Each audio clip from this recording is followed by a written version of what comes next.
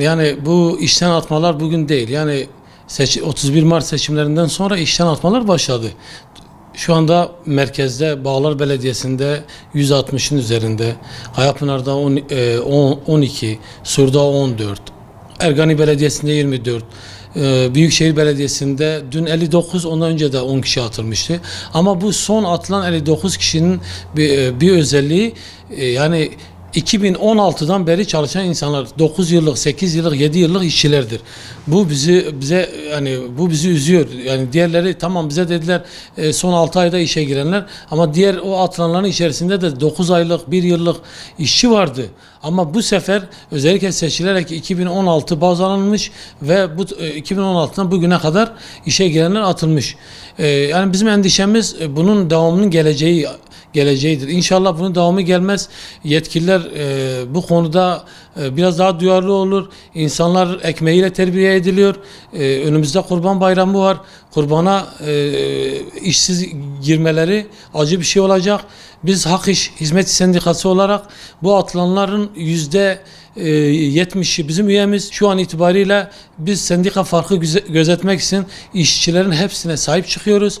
Hepsine hukuki süreci başlatacağız bugün itibariyle ve önümüzdeki hafta içerisinde de basın yasağı kalktıktan sonra biz Büyükşehir Belediyesi'nde bu işçilerle birlikte bir basın açıklaması yapacağız. Direnmeye devam edeceğiz. İnşallah bunları işlerine iade ettireceğiz. Yasal süreç olarak dediğim gibi, birincisi biz hukuki süreci başlatacağız. Bugün yarın hukuki süreci başlatıyoruz. Ondan sonra ikincisi basın açıklaması yapacağız. Üçüncüsü genel merkezimizle istişare edeceğiz.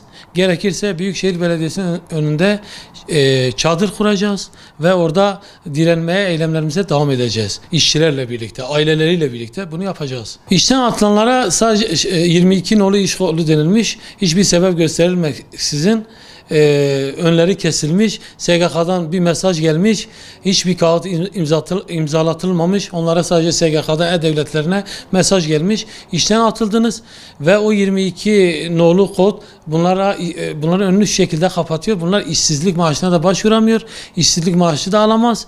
Dolayısıyla yani bütün yolları kapatmışlar şu anda. Arkadaşlar şu anda çok mağdur ve zor durumda. Biz STK olarak, biz siyasi parti değiliz. Biz insanların ekmeğini temsil eden, insanların emeğine sahip çıkan STK'lar. Bir yandan ekmekle insanları terbiye ediyorlar, bir yandan emekten bahsediyorlar, bir yandan da insanları ekmeğiyle terbiye ediyorlar.